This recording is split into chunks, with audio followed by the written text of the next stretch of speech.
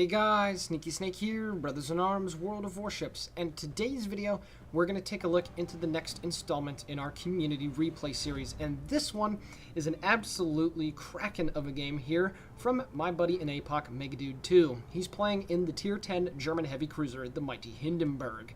He's divisioned up with 3FM, playing in the Tier 10 American battleship Montana, and myself in the Tier 10 American destroyer Gearing, and we're playing some domination here on the map, the Atlantic. So the Hindenburg in World of Warships has always been a pretty good jack-of-all-trades kind of cruiser. It's been featured on our channel multiple times from myself and Spider because we really do love the ship and we really do have some monster games. And this one right here is going to be nothing short of that.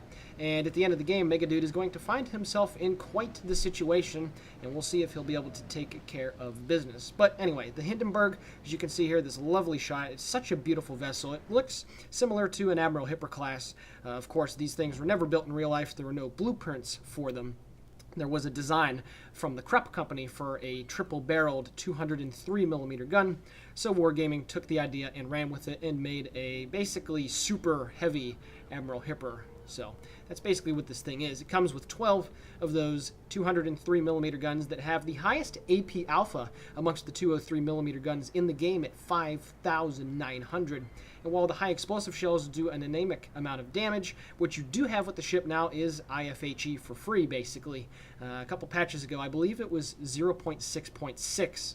All of the German heavy cruisers, starting with the Karlsruhe, or maybe it was the Königsberg and up, get IFHE for free. So you're going to be able to do a decent bit of damage now when battleships and cruisers are angling in towards you with the high explosive shells.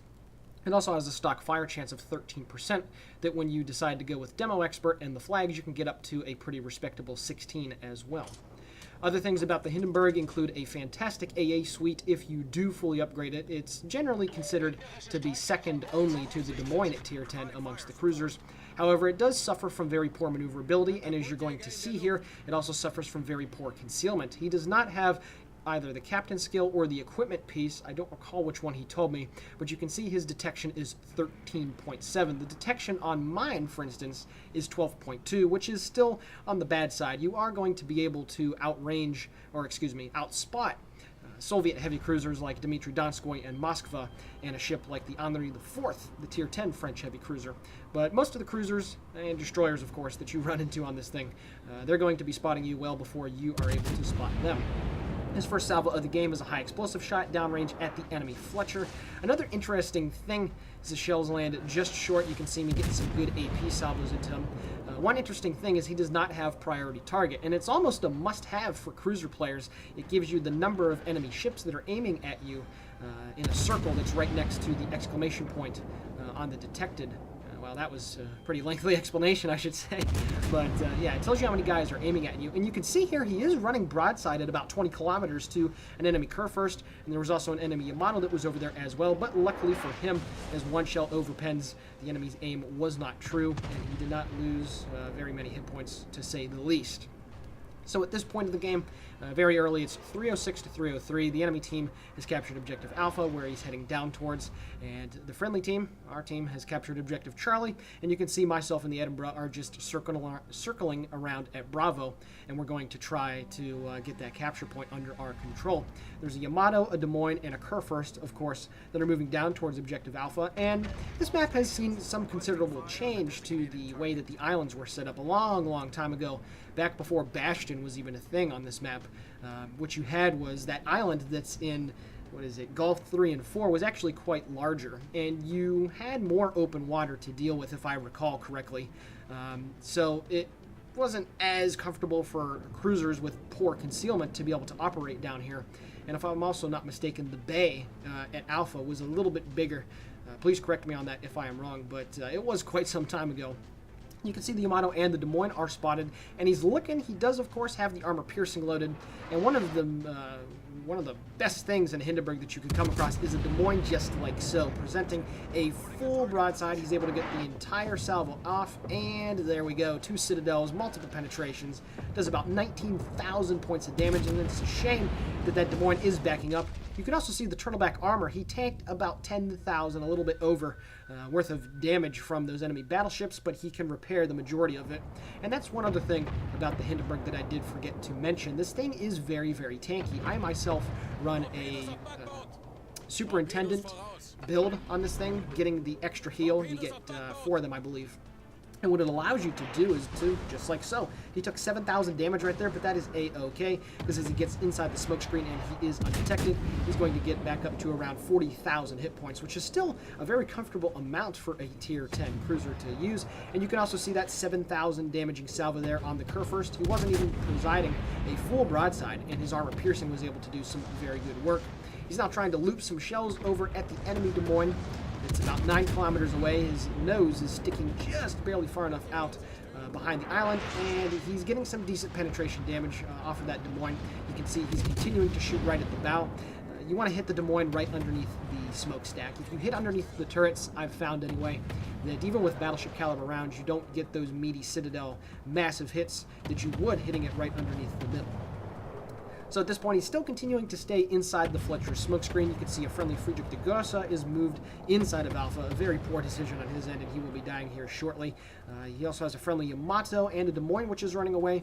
You can see 3FM and myself. We're still chilling over near Objective Bravo. 3FM and a friendly Amagi are moving down here as well. And now he's trying to look for some shots here against the enemy Shimakaze. Unfortunately, he fired just a second too early, and his shells were not able to make it over the island.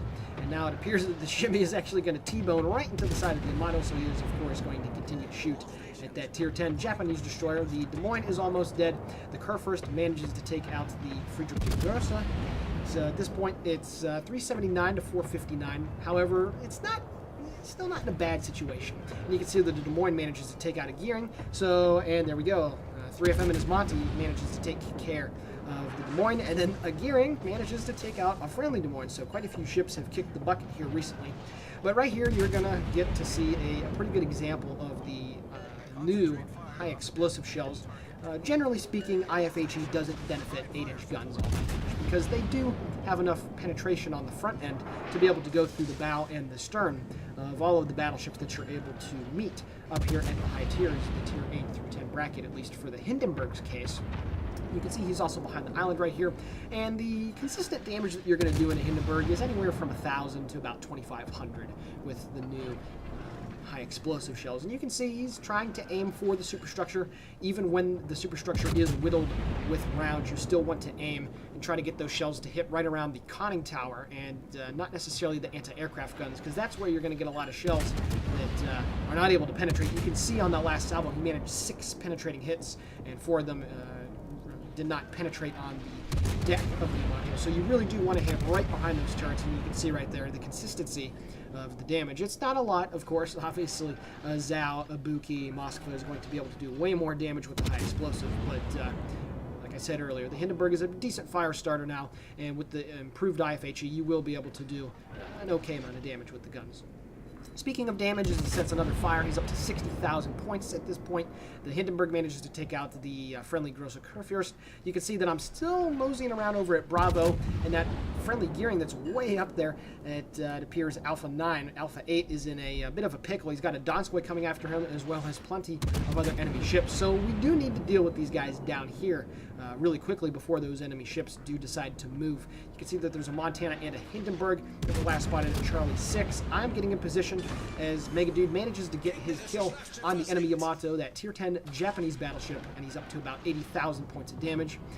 I'm looking for those 2 enemy ships to come through the narrow channel at Charlie 5, and you can see the Montana getting spotted right there. Still trying to deal down here, though. The rest, the bulk of the friendly team, as the Donskoy does take out the gearing up north. So now we're going to be in a very big problem, is the Montana, the Hindenburg, the Donskoy, and the Fletcher will be able to flank around and get into a position to be able to surround us down here and win the game potentially. So it's not looking too good right now. I'm still feeling pretty comfortable in my gearing over there, just getting those spots and at least giving our team, especially my buddies right here, the situational awareness that, hey, we got a problem coming down towards Objective Bravo. You can see that Megadude is still behind the island, behind some cover, getting some shots downrange at the enemy Iowa, so that's always very good stuff right there. There we go. He sets a fire right on the bow, or maybe not the bow. No. that was the superstructure, never mind. And the eye was going to continue to turn away. And it was at around this time that I asked if both of them would be able to come back and help me out at Objective Bravo, because killing the Hindenburg and the Montana would provide our team not only more points, but we're also capturing Objective Alpha. And since we've had Bravo and Charlie for quite some time, we are going to get a very nice cushion to be able to utilize against the enemy team. At this point, as he sets another fire on the Iowa, and that is going to burn for quite some time, I decided to smoke my friends up, at least getting them out of the line of sight. However, unfortunately, I was the one that was spotting those two enemy ships. So what's going to happen here is I'm going to lay my smoke screen for them all the way to the corner of the island right here. And then I'm going to make an about face, and I'm going to go around to the right of my smoke screen and keep those guys spotted while these guys try to use my smoke screen, possibly go in it to be able to stay shielded from the enemy's gunfire. So that's something that when you're playing as a gearing at the high tier and you're in a division, using your smokes correctly is something that cannot be underestimated for the amount of power that you can exert on a game, being able to keep your friends and allies safe, relatively speaking, from enemy fire. So at this point, he does get detected for a split second, however. Very confusing. It certainly was not the Hindenburg or the Montana that was able to do that. I'm guessing that maybe the Donskoy, and now there's an enemy plane probably flying around the Hindenburg or the Montana, so he's going to make a beeline for my smoke screen. There's still well over a minute left of it, so plenty of time for him to be able to utilize it, and 3FM has also turned in as well. Still detected by aircraft, and there we go. Yeah, you can see he's getting detected spotting. A little bit here, a little bit there by that aircraft. So he does have to make his way in. And unfortunately, right now, the enemy Montana looks like he's taking a full salvo at Mega. And luckily for him, one salvo, one shell, I should say, goes into the turret for an over-penetration. So very lucky right there. But now that he's inside the smokescreen, this enemy Hindenburg is now in a very bad situation unless he's able to close the distance and utilize his hydroacoustic. Megadude launches some preemptive torpedoes, and now it appears he's getting ready for another shot here at the enemy Hindenburg, who is... He's not full broadside, but now he's making his turn. He's committing fully. His hydroacoustic is up. 14,000 points of damage with 7 penetrating hits. Fortunately, he does not manage to get a Citadel, and he also tanks quite a bit of damage there from the enemy Montana. But of course, since most of it is penetration damage and no Citadels, he's going to be able to get quite a bit of that back. So he picks up his second kill of the game for 126,000 points of damage. And now as he's healing, he's trying to get some shots here into the enemy Montana, getting some decent broadside shots. The Montana isn't angled the best, but you can see there that some of the shells are indeed bouncing. It's a shame that he's not able to get his full broadside to bear, as the Montana appears, it looks like he's taking a punt at me. Don't remember how many hit points I lost right there.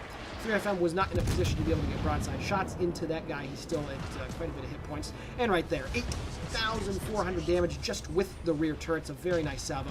Again, it's a shame he wasn't able to get his forward guns into play, but wanting to stay angled from that American battleship is certainly the more prudent measure to take.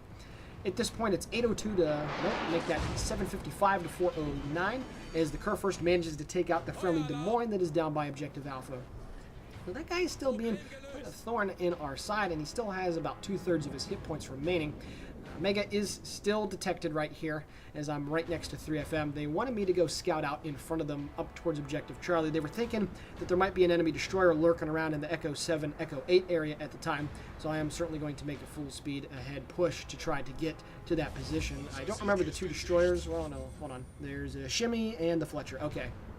So it's probably the Fletcher that's up here, so that's why I'm making a beeline. And you can see 5 torpedoes right there. Unfortunately, 3FM is going to eat a couple of them. Yeah, so that is definitely the Fletcher. He eats, it looks like 3 or 4, unfortunately, losing more than half of his remaining hit points.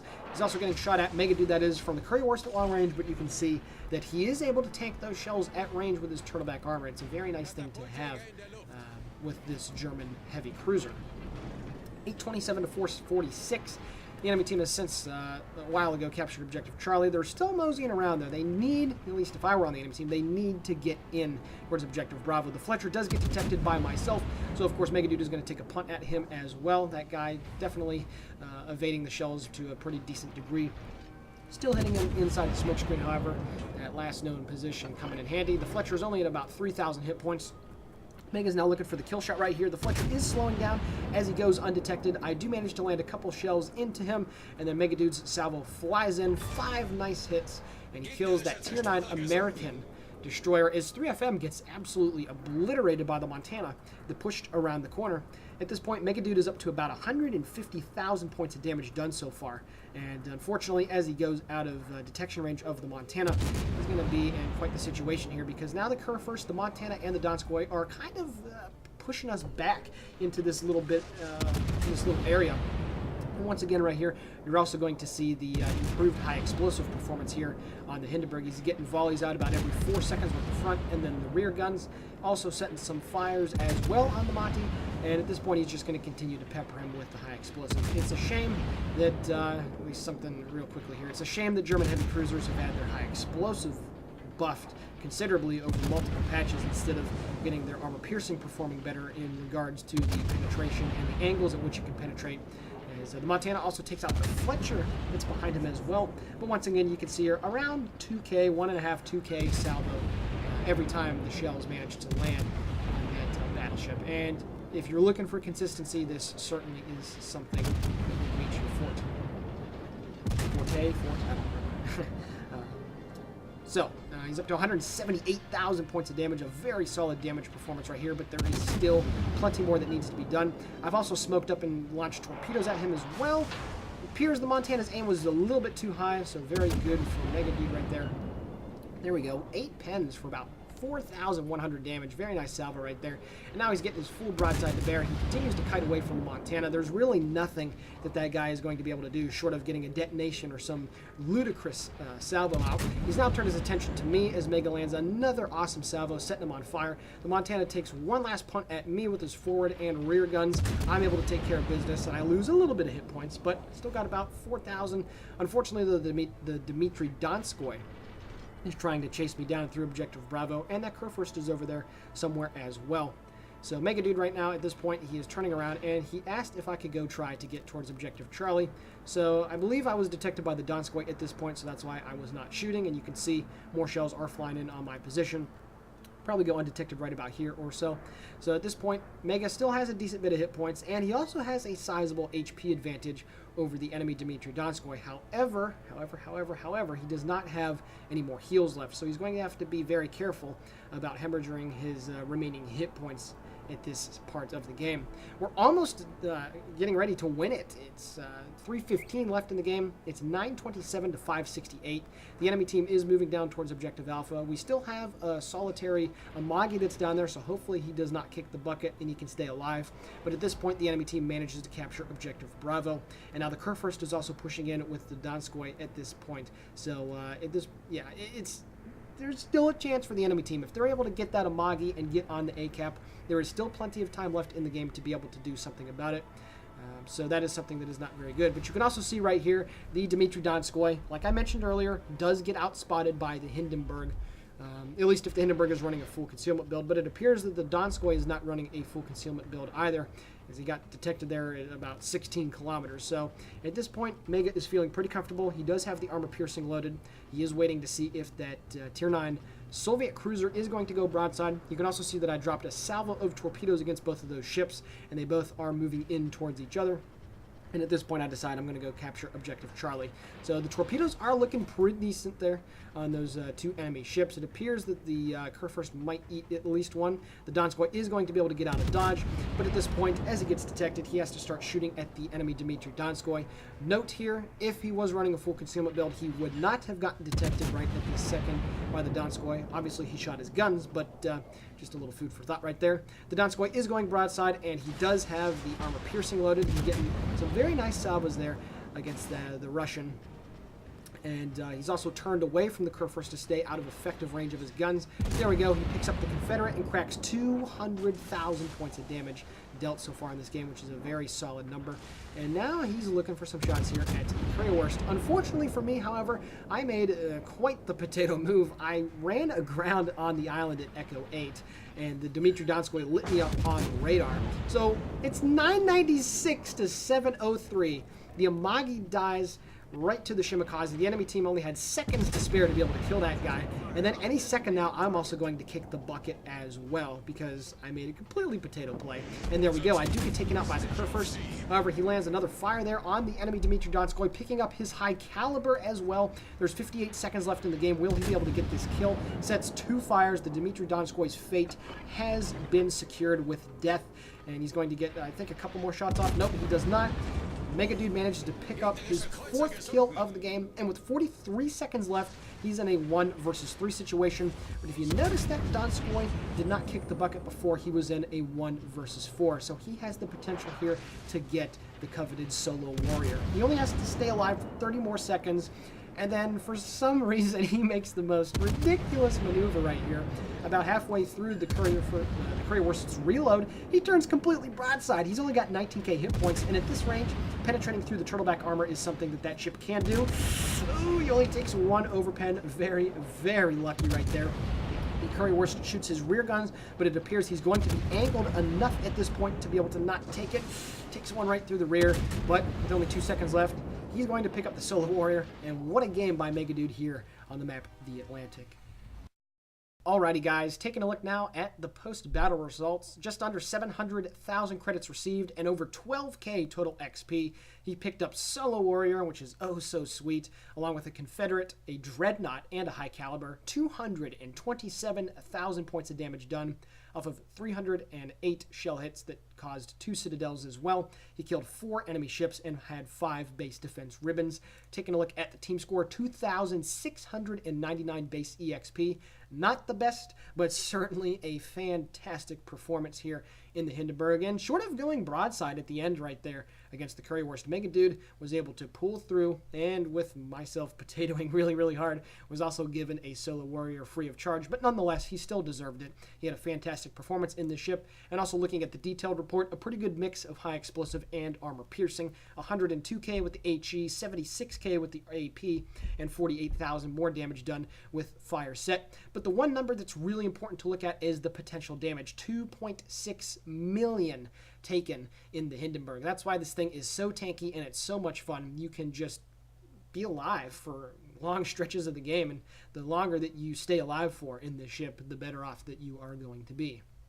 So with that being said, hope you guys enjoyed this replay. The Sneaky Snake here for Brothers in Arms World of Warships signing off. Please consider giving the video a like, commenting on it, or possibly subscribing to the channel. All of it is very much appreciated. And with that being said, have a great day.